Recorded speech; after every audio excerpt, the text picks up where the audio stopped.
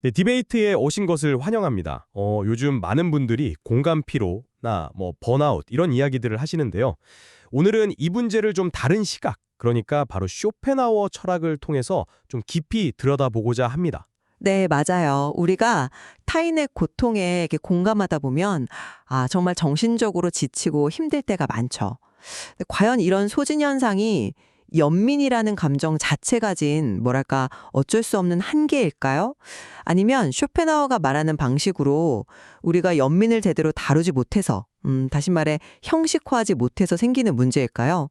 바로 이게 오늘 우리가 함께 풀어가 볼 질문인 것 같습니다. 네, 이 논의는 쇼펜하우어의 연민 윤리, 그리고 그의 철학에서 아주 중요한 개념이죠. 의지와 그 부정에 대한 분석 자료를 바탕으로 합니다. 저는 오늘 쇼펜하우어의 입장에서 공감 피로는 연민이 부족하거나 혹은 넘쳐서가 아니라 오히려 그 연민은 어떤 구체적인 방향과 형태가 없을 때 발생한다. 그리고 내면의 의지를 조절하고 또 실천적인 행동으로 나아감으로써 충분히 극복할 수 있다. 이런 관점을 좀 말씀드리겠습니다. 저는 좀 다른 측면에서 접근해 보려고 하는데요. 쇼펜하우어가 강조한 연민, 즉 그 미틀라이트라는 말이 사실 문자 그대로 보면 함께 고통받음을 의미하잖아요. 전 이 개념 자체가 이미 상당한 정신적 부담을 안고 있다고 보거든요.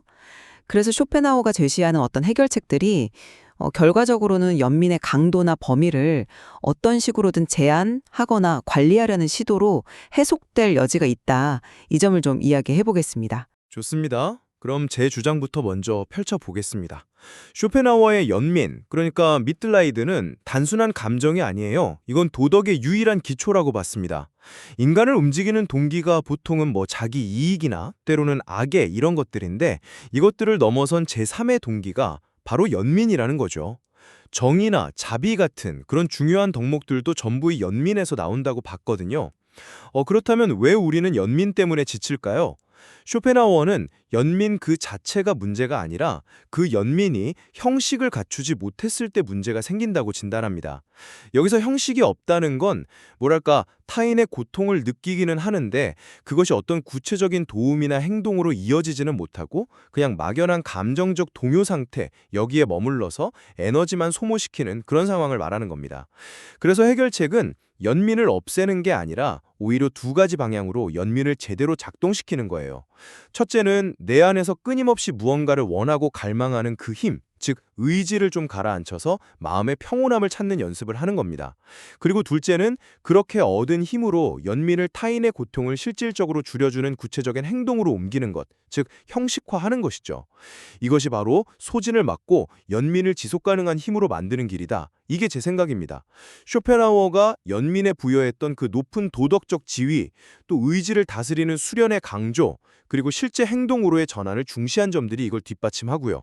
네, 쇼펜하우어가 연민을 도덕의 근본으로 삼았다는 점은 저도 당연히 동의합니다. 하지만 말씀하신 그 미틀라이트, 즉 함께 고통함이라는 단어의 의미를 조금 더 곱씹어 볼 필요가 있다고 생각해요. 이 말 자체가 이미 어떤 정신적인 비용, 그러니까 소진의 가능성을 품고 있는 것은 아닐까 이런 거죠. 쇼펜하우어에 따르면 연민은 결국 모든 존재가 근원적으로는 하나의 의지에서 비롯되었다는 그런 형이상학적 통찰, 다시 말해 타인의 고통을 나의 고통처럼 느끼는 데서 온다고 하잖아요. 그렇다면 이 깊은 동일시 자체가 이미 세상의 고통 총량을 내 안에서 늘리는 그런 경험이 될 수밖에 없다는 겁니다. 어떻게 보면 굉장히 부담스러운 통찰인 거죠. 또한 제시하신 해결책, 가령 의지의 소거라던가 금욕 같은 그런 수련들은 사실 평범한 삶 속에서 꾸준히 실천하기가 이게 상당히 어렵습니다. 그리고 설령 실천한다고 해도 그 방법들, 예를 들어 세속적인 욕망에서 거리를 두거나 자극적인 환경을 피하는 것 같은 이런 것들이 과연 고통스러운 감정 자체로부터 의도적으로 멀어지려는 일종의 방어 기제나 회피는 아닐까요? 만약 그렇다면 이것이 연민의 강도를 결과적으로 약화시키는 것과 본질적으로 뭐가 다른지 좀 묻고 싶습니다. 결국 쇼펜하우어의 틀 안에서도 연민은 그 자체의 무게 때문에 어떻게든 관리되거나 조절될 필요가 있다는 점을 역설적으로 드러내는 것은 아닌가 하는 그런 생각이 듭니다. 그거 흥미로운 반론이신데요. 하지만 저는 그 함께 고통함의 해석이 조금은 다르다고 봅니다. 쇼펜하우어에게 연민은 단순한 감정적 전염이 아니라 존재의 근원에 대한 깊은 이해, 그러니까 나와 남이 본질적으로 다르지 않다는 형이상학적 자각이에요. 소진과 피로는 이 자각이 행동으로 이어지지 못하고 그저 무력한 감정 소모로만 머물 때 찾아오는 것이죠. 마치 뭐랄까 엔진은 켜졌는데 바퀴가 헛도는 그런 상황과 비슷하다고 할까요? 이 통찰이 해를 끼치지 않음, 즉 정의죠.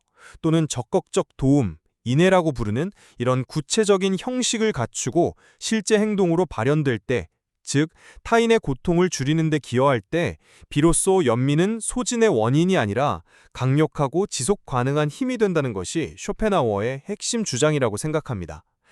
따라서 함께 고통함이라는 정의 자체에 소진이 내재한다는 지적은 연민의 어떤 결과가 아닌 형식 없는 연민의 그 과정에만 좀 초점을 맞춘 해석일 수 있다고 봅니다. 물론 행동으로 이어지는 것이 중요하겠죠.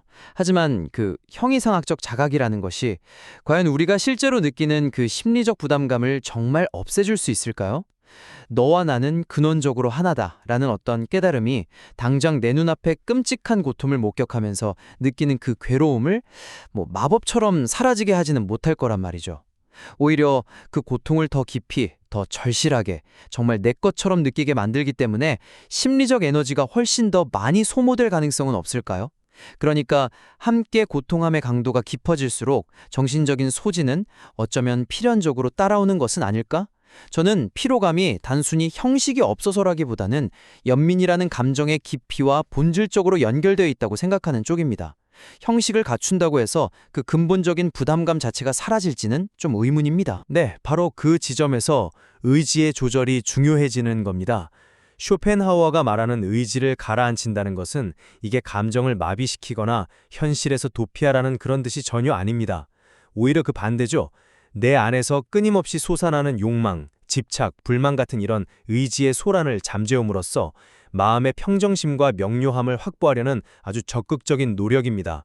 쇼펜하우어가 제시했던 절제, 때로는 고독을 통해 자신을 돌아보는 시간 갖기, 불필요한 소음이나 자극을 피하기, 소박한 생활 같은 것들은 전부 이런 내적 고요함을 얻기 위한 구체적인 방법들이거든요.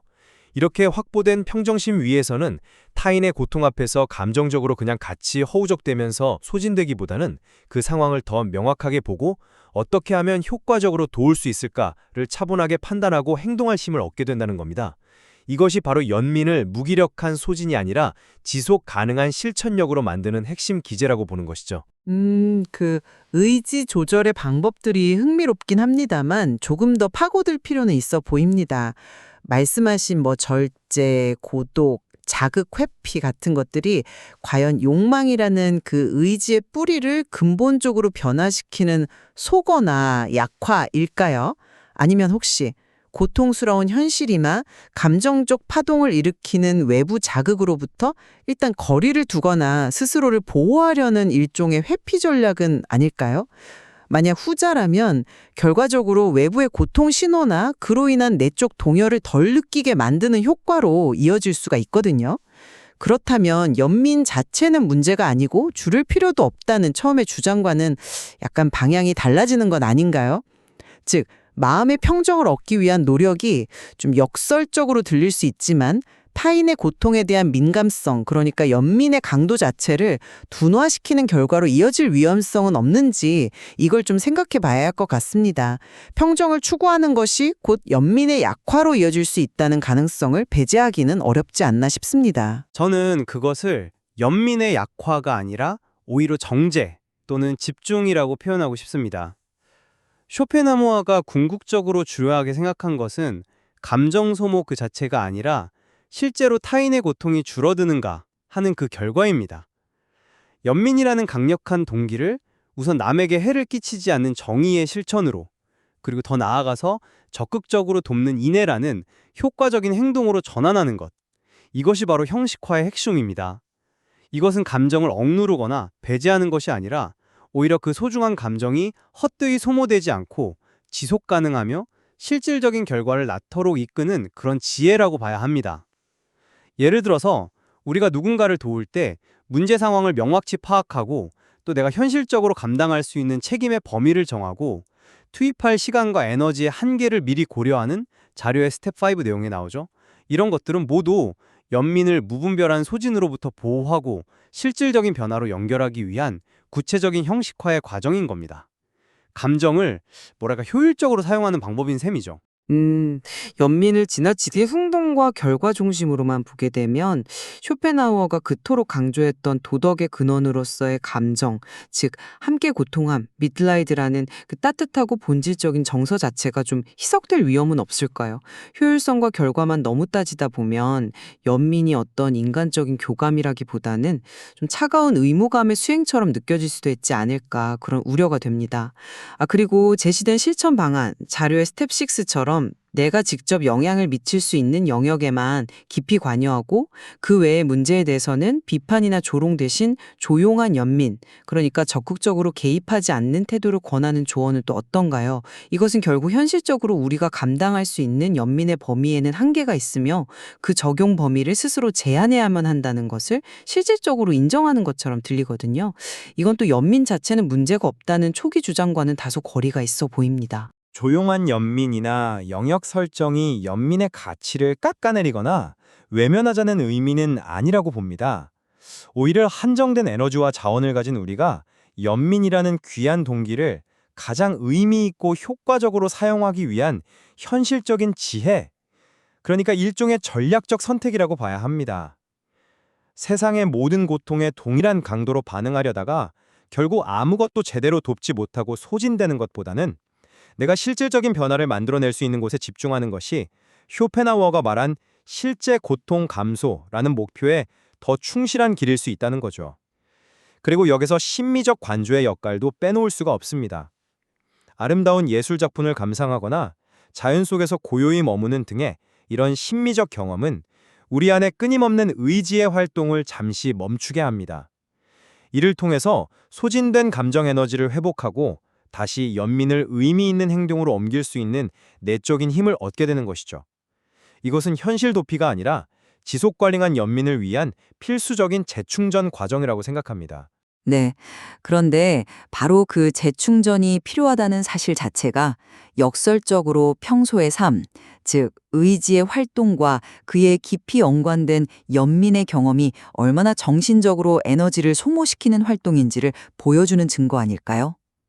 심리적 관조를 통해 의지를 잠시 멈춘다는 것은 그 멈춤이 필요할 만큼 평소의 상태가 우리를 지치게 한다는 것을 의미한다고 볼 수 있습니다.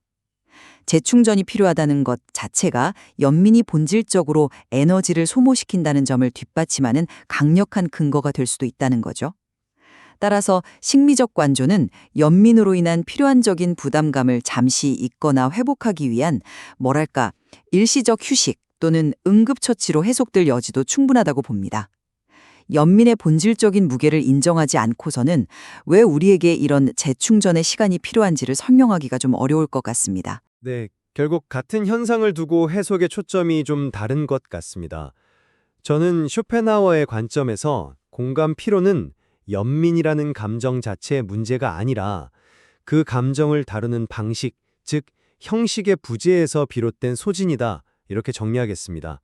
내면의 의지를 다스려서 평정을 찾고 그 힘으로 연민을 실제 고통 감소를 위한 구체적이고 구조화된 행동으로 전환할 때 비로소 연민은 소진의 근원이 아니라 지속 가능한 도덕적 힘이 될 수 있다는 관점을 말씀드렸습니다.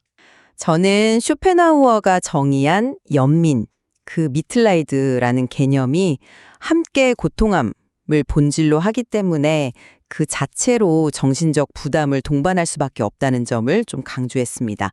그리고 그가 제시한 해법들, 즉 의지의 조절, 행위의 형식화, 실천 범위 설정 같은 것들은 결과적으로 연민의 강도나 적용 범위를 현실적으로 관리하고 제한하는 방식으로 작동할 수 있으며 이는 연민이 지닌 본질적인 무게를 인정하는 것으로 해석될 수 있다는 다른 관점을 제시했습니다.